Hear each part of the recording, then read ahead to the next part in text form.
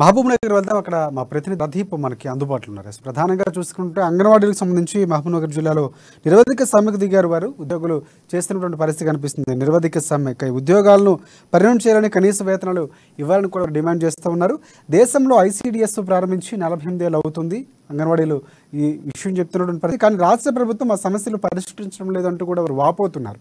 So దీనిపై పూర్తి updates అందిస్తారు. సో ప్రదీప్ చెప్పండి. Good evening Rajasekhar. అయితే ఉమ్మడి పాలమూరు జిల్లా వ్యాప్తంగా నిన్న 11వ తారీఖు నుంచి అంగన్వాడీ ఏదైతే ఉద్యోగులు ఉన్నారో నిరవధిక సమ్మెకు దిగారు. అయితే తమ న్యాయమైన డిమాండ్లను పరిష్కరించాలంటూ వాళ్ళు డిమాండ్ చేస్తున్నటువంటి స్థితి ఉంది. అయితే నిన్న ఏదైతే పాలమూరు జిల్లాకు పర్యటనకు వచ్చిన ఐసిడిఎస్ మంత్రి సత్యవతి రాథోడ్ కూడా ఈ అంగన్వాడీ ఉద్యోగులపై ఆగ్రహం వ్యక్తం చేస్తున్నట్టు పరిస్థితి ఉంది.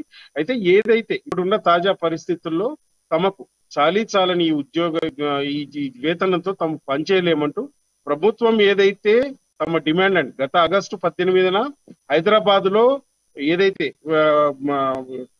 అంగన్వాడీ సంఘాలతో ఏదైతే నిర్దిష్టమైన హామీలు ఇచ్చిందో ఆ హామీలు ఇంతవరకు కూడా నెరవేర్చలేదంటూ ఏదో బోటాబోటీగా తమ న్యాయమైన కోరికలను తీర్చినామంటూ తూతూ మంత్రంగా కొన్ని డిమాండ్లను మాత్రమే పరిష్కరించి పంపించి వేసిందంటూ కూడా వాళ్ళు ఆవేదన వ్యక్తం చేస్తున్నటువంటి పరిస్థితి ఉంది. అయితే తమకు 26,000 వేతనంతో పాటు గ్రాట్యుటీ, ఈఎస్ఐ, పిఎఫ్ మరియు తమ ఉద్యోగాలను క్రమబద్ధీకరించాలంటూ వాళ్ళు డిమాండ్ చేస్తున్నారు. ఏదైతే విఆర్ఏలను మరియు ఇతర గ్రామ పంచాయతీకి సంబంధించిన పంచాయతీ కార్యదర్శులను కూడా రెగ్యులరైజ్ చేసి వాళ్ళ సమస్యలు పరిష్కరించిన తెలంగాణ ప్రభుత్వం తమకు కూడా న్యాయమైన ఏదైతే డిమాండ్ ఉద్యోగాలు పర్మనెంట్ చేయాలంటూ ఏదైతే పెన్షన్ విధానం, ఏదైతే రిటైర్మెంట్ సమయంలో ఏదైతే తమకు న్యాయపరమైన ఏదైతే జీతం వస్తుందో దాంట్లో సగభాగం పెన్షన్ కూడా ఇవ్వాలంటూ వాళ్ళు డిమాండ్ చేస్తున్నారు.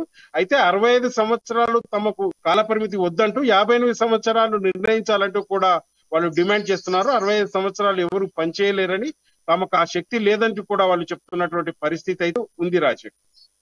రైట్ ప్రదీప్, అంగన్వాడీ ఉద్యోగులు ఎవరైతే దీక్షలు చేస్తున్న నిరవధిక సమ్మెలు చేస్తున్న నేపథ్యంలో వారి కోరికలు తీరకపోతే భవిష్యత్తులో ఎలాంటి కార్యాచరణ రూపొందించే అవకాశం ఉంది? దానికి సంబంధించిన అప్డేట్స్ అయినా వారు తెలియజేస్తున్నారా? అయితే తమ న్యాయమైన డిమాండ్ పరిష్కరించకపోతే రాబోయే రోజుల్లో, రాబోయే ఎలక్షన్ లో కూడా ఈ ప్రభావం తెలంగాణ సర్కారుపై ఉంటుందని కూడా వాళ్ళు హెచ్చరిస్తున్న పరిస్థితి ఉంది. అయితే ప్రభుత్వం తమకు న్యాయమైన డిమాండ్లే కాబట్టి ప్రభుత్వం తమ వెంబడే తమ సమస్యలు పరిష్కరించాలంటూ తమ వెంబడే విధుల్లో కూడా చేరుతామంటూ కూడా వాళ్ళు చెప్తున్నటువంటి పరిస్థితి. అయితే ఇప్పటి తాజా పరిస్థితుల ఖర్చుల నేపథ్యంలో ఈ 13,650 రూపాయలు తమకు చాలటం లేదంటూ 26,000 జీతం చేయాలంటూ మరియు ఈఎస్ఐ, పిఎఫ్ తో పాటు తమ ఉద్యోగాలను క్రమబద్ధీకరించి గ్రాట్యుటీ ఏదైతే ఉద్యోగంలో ఏదైతే సమస్యలు వాటిని కూడా పరిష్కరించి తమకు న్యాయం చేయాలంటూ కూడా వాళ్ళు డిమాండ్స్ ఉన్నటువంటి పరిస్థితి ఉంది. అయితే నిన్న ఉమ్మడి జిల్లా పర్యటనకు వచ్చిన ఐసిడిఎస్ అధికారి మంత్రి సత్యవతి రాథోడ్తో పాటు మంత్రి శ్రీనివాస్ గౌడ్ కూడా ఈ అంగన్వాడీ ఏదైతే వాళ్ళపై ఆగ్రహం వ్యక్తం చేస్తున్నటువంటి పరిస్థితి ఉంది. ధర్నాలు దిగితే పిల్లలకు ఫస్ట్ ఉంచాలని కూడా వాళ్ళు ఆగ్రహం వ్యక్తం చేస్తున్నటువంటి పరిస్థితి ఉంది. అయితే వాళ్ళు మంత్రితో తమ గోడును వివరించేందుకు కూడా ప్రయత్నించినప్పటికీ మంత్రి పెడచెవిన పెట్టిందని కూడా మనం చెప్పొచ్చు రాజశేఖర్. రైట్ ప్రదీప్, ఒకటి ఈ నేపథ్యంలో అంటే అధికార పార్టీకి సంబంధించినటువంటి అధికారులు కానీ, సంబంధిత అధికారులు కానీ, లేకపోతే నేతలు కానీ ఎవరైనా చర్చలకు వచ్చే అవకాశం ఏమైనా కనిపిస్తుంది? అంటే ఇటువైపు వ్యతిరేకత, వారి సమ్మెకు సంబంధించి వ్యతిరేకత అంటే ఈ టైంలో చేయడం కరెక్ట్ కాదని చెప్తున్నటువంటి నేపథ్యంలో వారిని నిలువరించే ప్రయత్నం చేస్తున్న నేపథ్యంలో చర్చలకు దిగే అవకాశాలు ఏమైనా కనిపిస్తున్నాయా? అయితే వాళ్ళు నిరవధిక సమ్మెకు దిగి ఇది 2వ రోజు మొదలు పెట్టారు. అయితే నిన్న మొదలుపెట్టిన సందర్భంలో ఈ రోజు 2వ రోజు కావడంతో ఇప్పటి వరకు అయితే అధికారులు కానీ అటు రాజకీయ నాయకులు కానీ ఎవరు కానీ వాళ్ళు పట్టించుకోవడం లేదు. అయితే తమను వెంటనే ఏదైతే తమ డిమాండ్లు ఏవైతే న్యాయమైన డిమాండ్లు ఉన్నాయో వాళ్ళు పరిగణించాలంటూ కూడా వాళ్ళు చెప్తున్నారు.